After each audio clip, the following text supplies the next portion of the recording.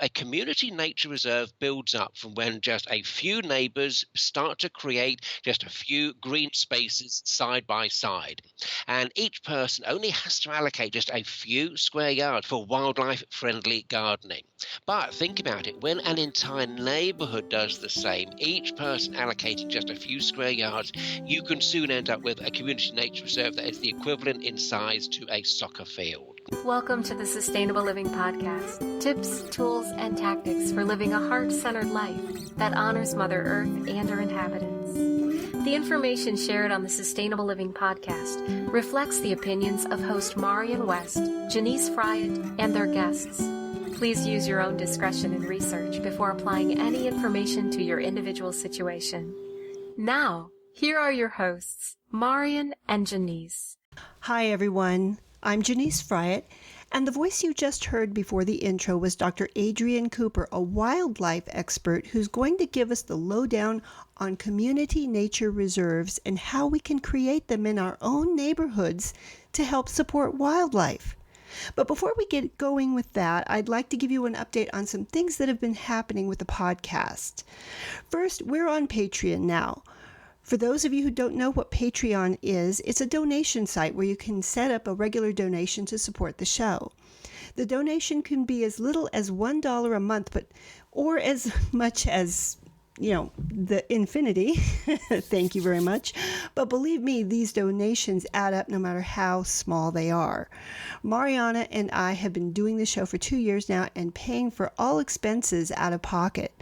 While we'd love to be able to continue doing that, we know that the continued stability of the show will depend greatly on our ability to gain support from outside sources. So if you like the Sustainable Living Podcast and you want it to continue, please consider committing to a monthly donation. Just go to patreon.com, find us by typing the Sustainable Living Podcast in the search box, and you can sign up there. Also, Mariana and I recently got together to make our plans for world domination, so to speak, and we both agreed that we want to do whatever we can to start some dialogue with you all. We want to hear from you. Why? Because we want to make this show about more and more of the topics you really want to hear about, and we can't do that if we don't know what those are. So please drop us an email. You can reach me at janice@sustainablelivingpodcast.com or Mariana at sustainablelivingpodcast@gmail.com, or tweet us a message on Twitter, Facebook, or Instagram.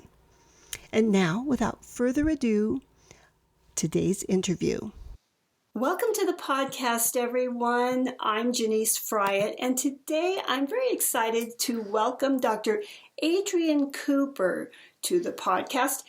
Dr. Cooper has spent a lot of his career lecturing about geography and conservation and traveling to 98 nations so far to complete those lecturing assignments. He's been an associate research fellow at London University. He's also a fellow of the Royal Geographical Society, and he's worked as a consultant to the BBC Television Natural History Unit and the BBC World Service radio station. Today he's going to talk to us about community nature reserves. Welcome. Hi, Janice. Hi. Okay, so to get started, could you share your story? What brought you to this place in your life with regard to community nature reserves? Well, I have to say that I've always loved wildlife from ever since I was a small boy. And I think that's because I grew up in a beautiful small town in southeast England called Felixstowe, which is surrounded by lots of fields and trees, rivers. We've got the sea and loads of wildlife. And then at school, I had some amazing geography teachers who taught me all about the connections between many kinds of wildlife. And then more recently, as an adult, I've had wonderful opportunities to travel. And you kindly said, yes, I've worked in a lot of countries. I've had more opportunities to really deepen my interest in nature and in the need for conservation and community-based conservation. And then more recently still, I've really become frustrated with the way politicians have ignored the decline in wildlife. So that's briefly the background to who I am and how I got to start Felixstowe's Community Nature Reserve with other local people.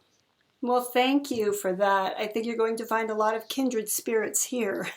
So what exactly is a community nature reserve? Well, a community nature reserve is where everyday people like you and me in any neighborhood start to grow plants which are wildlife friendly in every possible space they have. So, for example, people, let's think, living in apartment blocks, say, that means planting in their window boxes or pots in their balconies, or maybe if they're allowed to, in a roof garden of their apartment block. And then for people in have a backyard garden, they have more opportunity to grow more plants, which bees, butterflies, other wildlife will love. So a community nature reserve builds up from when just a few neighbors start to create just a few green spaces side by side, like a green corridor for wildlife. And then that green corridor grows into a green matrix or a green network, if you wish, as more and more gardens, more and more people join in. And each person only has to allocate just a few square yards. We're not telling or asking people to change their whole garden, just a few square yards or a few square meters for wildlife-friendly gardening. But think about it, when an entire neighborhood does the same, each person allocating just a few square yards, you can soon end up with a community nature reserve that is the equivalent in size to a soccer field, if enough people join in and start planting. So the idea grows and grows across the neighborhood. That sounds wonderful. I'm just trying to envision all of this, and it really sounds like it would really make the neighborhood more beautiful, in addition to all the other things that it would do. But it does sound like a more formal thing than, say, just going to your local nursery and making sure that you're getting plants that the bees and the birds like. It's a thing, it sounds like, that really requires a community. It's a group effort, am I right? That's right. I think wildlife gardening tends to be an individual thing, whereas a community nature reserve is about neighbours talking to each other, encouraging each other, and helping each other. Because a lot of your listeners might be thinking, "Hang on, this might be expensive." But if neighbours start talking and helping with each other, then they can have plant swap schemes. And if you have plants that I want, and I have plants that you want, then to grow each of our parts of a community nature reserve might not actually cost a dime. So plant swap schemes and the whole idea of sharing ideas, sharing creativity is the way to move forward. So a community nature reserve has the emphasis on community of neighbors, friends, family members talking to each other, helping each other, because I often say to people when they turn to me and say, "Oh, my garden is fine. I've got loads of wildlife-friendly bushes in there." I say, "That's fantastic. So you can help your neighbours now." And sometimes their faces drop, and sometimes they say, "Well, yes, I can, can't I?" So that's the great thing. It's community building, which just helps with the sustainability of a community nature reserve. It's not about isolated people doing their thing in their own garden. It's about communities building. And I know that that's difficult in apartment blocks, but I know a lot of apartment blocks have websites where people who live in apartment blocks can leave messages. So how about people just who live in apartment blocks going to their website after they've listened to this podcast and putting a suggestion in the ideas box? "Hey guys, why don't we start a community nature reserve in this apartment block or in this local community or wherever listeners are, and just seeing what happens?" Because it's such a strong idea. People are finding that it works all across the United States, all across the world. Yeah. I've had messages of support from 6 continents already. I'm not surprised. We're not doing so well in Antarctica, but I don't mind about it. Well, all in due time, I'm sure. I've stopped being amazed by the enthusiasm that people have had around the world. I mean, just this last week, I've had messages from Brazil, Pakistan, Egypt, the United States, of course, the UK, of course, the Philippines, Australia, New Zealand. Wow. This has become global. It's exciting. Well, and I think that what you're doing is you're catching the wave of really a global awakening here, which is, I think, the same wave that we're catching with our podcast. People are just waking up to what's going on with the planet, what's going on with the wildlife, and really saying enough is enough, and I have to do something to help. So, I mean, on that note, you mentioned earlier that you said you were frustrated with politicians not doing enough to help the wildlife. Could you expand a little on that? Yes, well, I'm thinking specifically about the UK government elections, what we call in the UK the general election that took place in May 2015. And just like in the United States, there was a big television debate going on up to that government election. But I have to tell you, there was nothing said by any of the mainstream parties, or even the Green Party, about the decline in wildlife. And I was so frustrated. There's massive yawning silence that no one was saying about the decline in bees or the decline in other wildlife. And that, I thought, that's just unacceptable, because it's not just about our generation, Janice. It's about people's grandchildren, nieces and nephews. So conservation isn't about politics necessarily. It's about the next generation of our families. And when we think about what kind of a planet are we leaving for the next generation, like I said, grandchildren, nieces and nephews, we want to leave them with a legacy where wildlife is welcome in our communities. So I felt that after the UK general election, this massive silence, that something should be done. And I just started talking to people in the Felixstowe community, the small town in England where I live.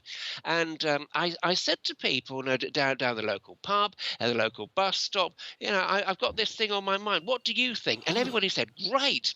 But there's massive enthusiasm, but how can we help? Everybody wanted to do something, but they didn't know what to do. And I thought, well, we need to make this as accessible as possible. Initially, I, alongside people from the local government, town council, I tried to get hold of one piece of land, but that was difficult and complicated and expensive. So I thought, well, plan B, don't just go for one area of land. Let's have a community nature reserve, not just one a nature reserve that's like Yellowstone or Yosemite, that's just one area of land. If we break down what a nature reserve can be to just a few square yards in everyone's garden, or in the UK we have things called allotments, which is like a very small, like a community garden. An allotment, if you can imagine, is like a very, very small farm, just like a quarter of an acre at most, or an eighth of an acre. But we have these, and to turn gardens into more wildlife friendly, those allotments, those very tiny farms, and also for people who live in apartments, because they might have felt excluded, to encourage them to use their window boxes or their pots on their balconies or their roof gardens. Everybody had to be included, and no one at all should feel excluded. So that idea grew and grew. I talked to more and more people from May, June, July, August, September. By October 2015, I thought there's enough public support now that we need to start a Facebook page just to as a center point for all this enthusiasm. And so from October 2015, I started to put information on the Facebook page about just general ideas, never ever telling people what to do, but suggestions, and then inviting local people to share their ideas too. So it had that richness of community sustainability about it. As many people as wanted to be involved could be involved. It didn't work. Yeah, online and offline, it sounds like. Yeah. So, and then for people who do not use social media, I put articles in our local free advertising magazines. So, because not everyone, particularly senior citizens, don't always like using the internet or social media. They have their reservations, and that's fine. That's absolutely fine. So I wrote numerous short articles, 350 words, on the key points of what we wanted to do. Had loads more feedback. So now, if you fast forward to where we are now, I've got about, not me, but us. We have 670 odd, I think almost 700 local people, each of whom have bought and planted at least one of the wildlife-friendly plants that we've been advocating and recommending. So if you add that up, that's about 2,000 square yards of new, sustainable, wildlife-friendly habitat. That's almost half an acre of new wildlife habitat, and we've been going less than 2 years. If we can do it, any community across the United States and the rest of the world can do it, because all it takes is just one neighbor telling another neighbor. Having looked back over the last 2 years, the way that we've become successful is not through any kind of social media. This is a surprise to people. The main engine room of our community nature reserve is when neighbors start talking to neighbors. Whether they have coffee and cake or pizza and ice cream, it doesn't matter. It works. That's exciting. That's very exciting. And I have to say again, you have found kindred spirits in our audience. Community is something that we talk about a lot because there's so much that you can do, and we have lost so much of it over the years of our industrialized economy, where we've become so isolated. I think that you have the potential to heal many things with this kind of an effort. One thing that really sticks out to me, though, it really never occurred to me that much when I was researching and talking to you before, but that is that the interaction between nature and humans, and how it's really just the natural way that we all used to live, and now we have to kind of go about reconstructing it in our communities, and there's so much benefit that not just the wildlife gets when we really put our attention at nurturing that wildlife community. We also get a lot of benefit from that as well. But before we get to the benefits, I would love if you could share a little more about what the problems are that are solved for nature when we create these community nature reserves. Well, when we create a community nature reserve, of course, we're creating new habitat for birds, insects, and any other kind of wildlife. So all this growing of wildlife-friendly plants gives wildlife a place to rest, a place to eat and drink, a place to breed and raise their young, especially if people are willing to put up bird nesting boxes. And again, for people who live in apartments, you may be able to put bird nesting boxes up on your balcony or on the side wall, or bird feeders as well. So it's a case for wildlife of creating new habitat.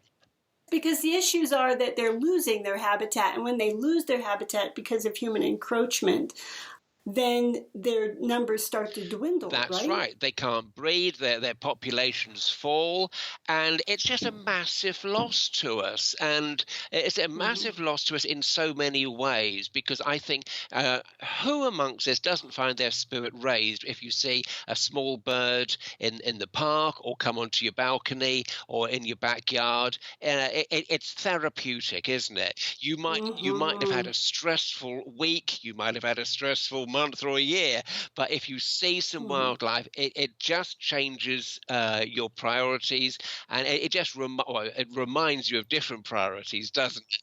Well, and it reduces our stress. There have been many studies showing the value of getting out in nature. That's right. But why do we have to go somewhere to a forest or something? Why do we have to travel to get to nature? Why can't we just have nature living all around us? Well, that's the thing about a community nature reserve. We if you plant plants that are great for butterflies, let's just take an example of butterflies, if you plant buddleia or any other kind of plants, honeysuckle as well, very adaptable to most circumstances.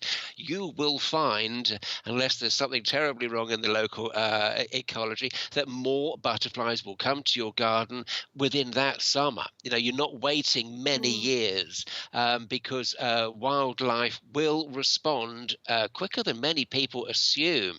And so it doesn't just help individuals or their families or their neighborhoods. I think it sends a big message to local government and central government that the priorities of local people, community people are recognizing that we need more attention to nature. And we're not just talking about it, but we're doing it as well. We're creating community nature reserves. So we're not just talking, we're not just dreaming, we're not being idealistic. We're being practical and we're doing it. And I just think that's a very powerful message to those who are meant to be in charge. I'm not going to be. Oh, it's huge. It's a big message. It's huge. I share your frustration with knocking your head against a brick wall with government and politicians. And I have found really, and I have come to believe that it's really the bottom-up approach that is actually much more powerful, much more sustainable, much easier to do, much easier to see the benefits of. And that's why I think when you approach people with this idea, they are so excited to get involved because they've been so frustrated trying to wait for our government to do something and them not doing anything. That's right. And even when people are skeptical and they're saying, well, what can you possibly do? I just go back to a point I was mentioning earlier. I just talk about their grandchildren, their nieces and their nephews. And I will say, let's imagine 20, 30 years ahead. They turn around to us and say, no, where's the wildlife, Granddad? Where's the wildlife, Auntie and Uncle? And if we can say to them, well, at least we tried, and we tried to stop the decline in wildlife, I'm sure that most of our grandchildren, nieces and nephews would accept that. But if we have a 20 or 30 year head start on their questioning of us, we might be able to really surprise them. And can you imagine? And it might not happen, but it might. If every town, city, neighborhood, village, right across the United States, right across the rest of the world, if everybody took 3 square yards of their backyard or their patio or their balcony, if they're in apartments, and did something for wildlife, that is definitely going to stop a lot of the decline. And I'm very confident in that because I've had 2 ecologists from Oxford University thoroughly look over what we've been doing. And they have not just been pleased, but they've actually gone away and said they're going to start community nature reserves where they live as well. So that's few people would argue with the ecologists from Oxford University. So the science is right, the community spirit is right, and it's very doable. Yeah, well, thinking of people that are a little more ambitious, I was watching one of your videos that you sent me, and it was wonderful. This couple was being interviewed about their community nature reserve that they were trying to do in their garden, and it was just so beautiful the way that they were talking about the different forms of wildlife that were coming in now. They'd even seen a fox come in, and it's these interactions with nature that we're so missing in our regular lives, and it does so much to enrich our lives, and that's one of the big benefits that this has. But as we mentioned before, there's also the health. It helps the human health as well as the wildlife health. But then I also think about things like, okay, maybe you haven't been a gardener and now you want to do something, so you start planting. And you start planting with the idea of bringing more wildlife in. But then you start planting some other things, like some food that you could grow, that you could eat yourself, and some, lots of those things. I know for me, whenever I plant zucchini or squash, those little squash blossoms just are magnets for the bees. Yeah, and then I get this healthy, non-poisonous food that doesn't have pesticides or anything, and then I also get wildlife. I don't know. I just feel strongly that humans we're moving towards that, and I think that's why you're getting so much enthusiasm. We all want to be part of that whole system again, you know. You're absolutely right about growing all of that. But let's get back to people living in smaller homes, in apartments, because they might be thinking, well, Adrian, what can we grow? So picking up on your point, herbs. Herbs are always great. So I'm thinking rosemary, I'm thinking thyme, chives, almost any herbs can be grown in an apartment window box. And then if you want to have in a large pot, a raspberry bush, which you can have fresh raspberries. Who's going to say no to fresh raspberries? But also heather, honeysuckle, lupins, clover, roses. So many people love roses. But do you realize that most roses, that they can attract and sustain over 200 different species of insect by the time they're mature in just a few years? That's a surprise to many people. But again, when I talk about wildlife-friendly plants, that's what I mean. Plants that just attract and support so many species. And of course, what's great about having so many insects, the birds come along and they can feed on them. So that just has a massive multiplier effect of benefit. Yeah. Well, what are some of the things people should think about before they start their own community nature reserve? To talk things over together as a family, try and make a collective decision to try and involve, if not all members of the family, to involve most of the family. So whether that's a decision to grow specific plants for bees or butterflies, it's for the family to decide. Then I think second, to try and learn about the plants that you want to grow so that they'll be growing them in the right conditions. Then the third element in preparation, please make sure that you actually plant the plants. Don't just think about it, don't just talk about it, but you actually got to get your hands dirty and do the planting. And then I think finally, tell your friends and neighbours about what you've been doing and why you've done it so your community nature reserve can grow. Okay, and you had shared a few tips for gathering your community together earlier. Could you expand a little bit on that? What's been your experience with getting a bunch of people together that all want to do this? I think people these days, in my experience, they often feel intimidated by large meetings. So the secret to our success has not been on any kind of social media through Facebook or streetlife.com. The key to our success really has been very small meetings. 2 or 3 folks gathered together over coffee and cake, pizza and ice cream, whatever works, and just talking it through and recognizing that all we're thinking about is to encourage people to have about 3 square yards of their garden or their apartment balcony dedicated to something that is favourable to wildlife. But you also mentioned pizza and a few other coffee and things. Pizza and ice cream, coffee and cake. It's just a way of getting neighbours over to have a talk, to have a chat, and to see what works for them. And also for people who have plants, to see what they can swap with their neighbours to keep the cost of planting these few square yards down. Yeah, well, it sounds like just doing something like this could lead to other things that you might want to do along the same lines. It almost reminds me, I'm not sure, are you familiar with the Transition Towns movement, which was started in England? No, you tell me about that. I can't remember the name of the guy. His first name is Rob. And, I'm not going to remember the name of the town. But years ago, he started teaching people about permaculture in his community, and then he started to realize, hey, if we got these people together, look at all the wonderful things we could do. We could start our own local food co-op where we all share the bounty of our gardens, and we could even maybe put all of our solar panels together and create our own little local energy grid that isn't dependent on a big corporation. Bottom line is his book is called The Power of Just Doing Stuff. Wow, yeah. And it's very related to what we're talking about. It is.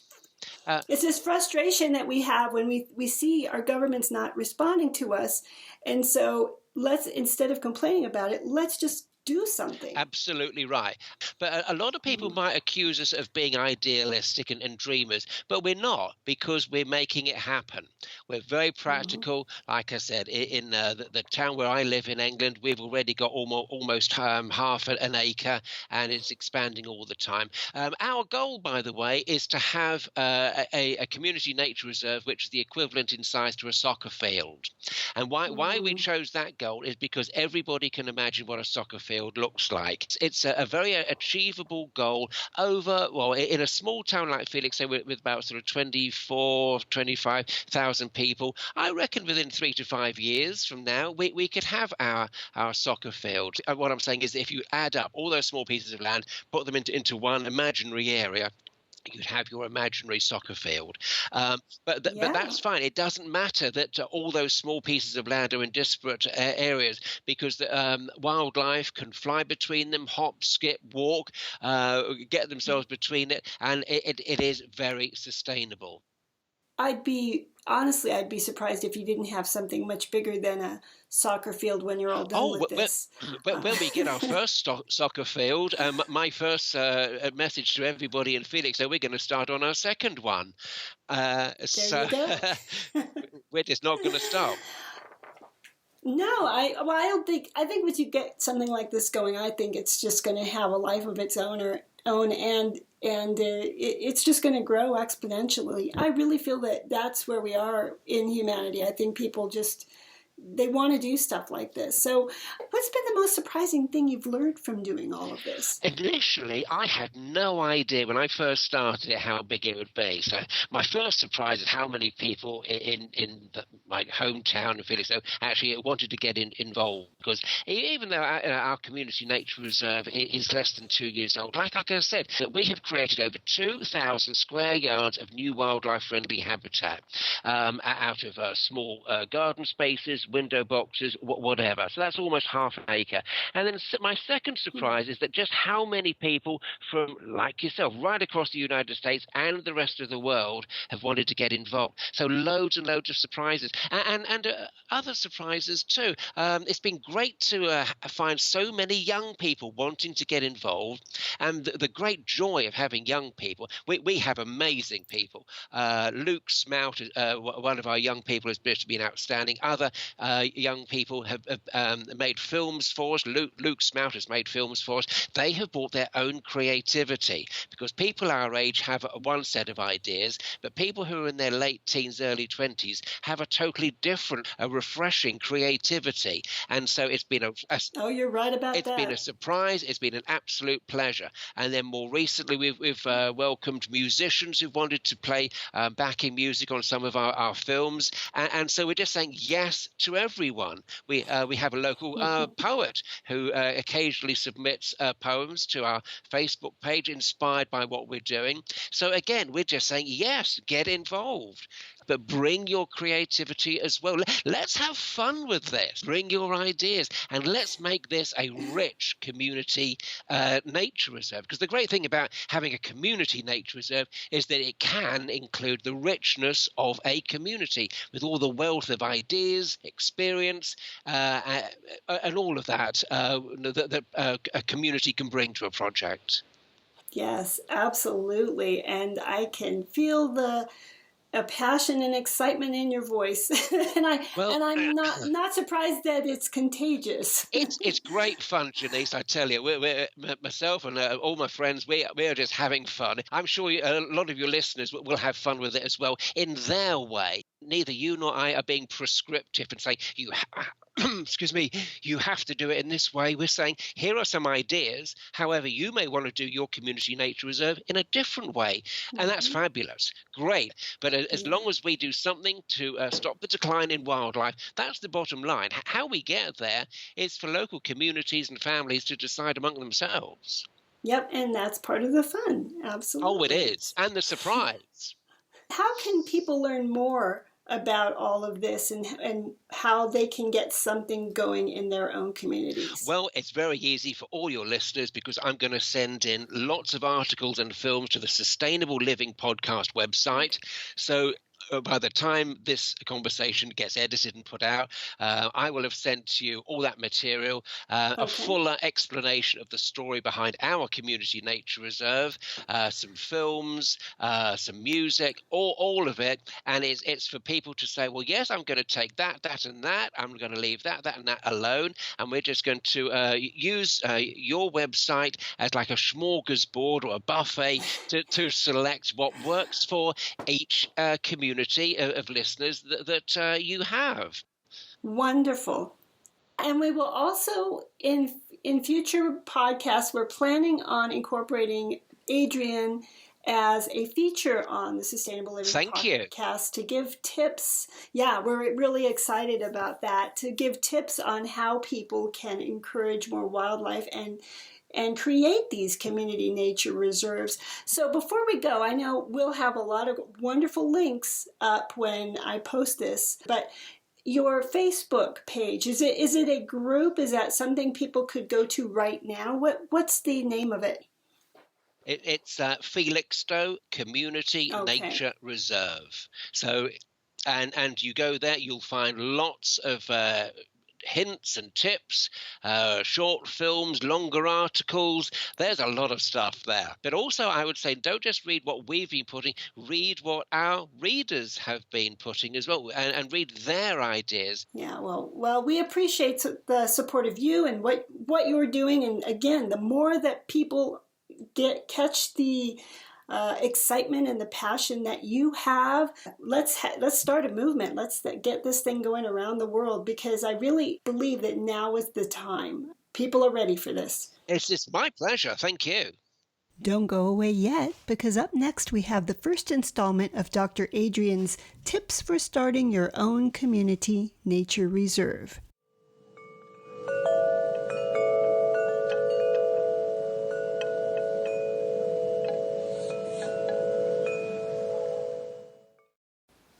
Hi there, my name's Adrian Cooper, and one of the great things about a community nature reserve is that no one is excluded. Instead, everyone is included.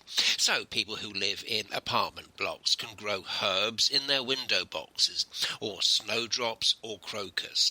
Other people who have backyard gardens can grow other herbs or roses or bushes. So honeysuckle, for example, is something that always helps bees and other insects.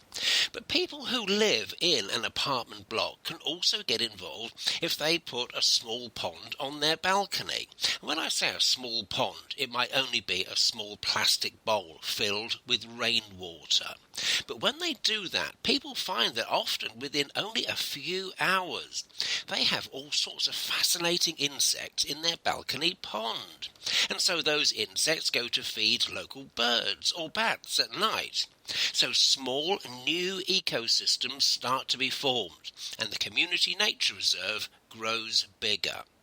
And if you find that wildlife is in decline where you live, perhaps you'd like to start a community nature reserve of your own, either within your own apartment block or in your neighbourhood of your hometown or city. Anyway, please write in and tell us how you get on. Thanks for joining us on the Sustainable Living Podcast. For more sustainable living tips, join our Facebook group, Sustainable Living Tips, Tools, and Tactics, and follow us on Twitter.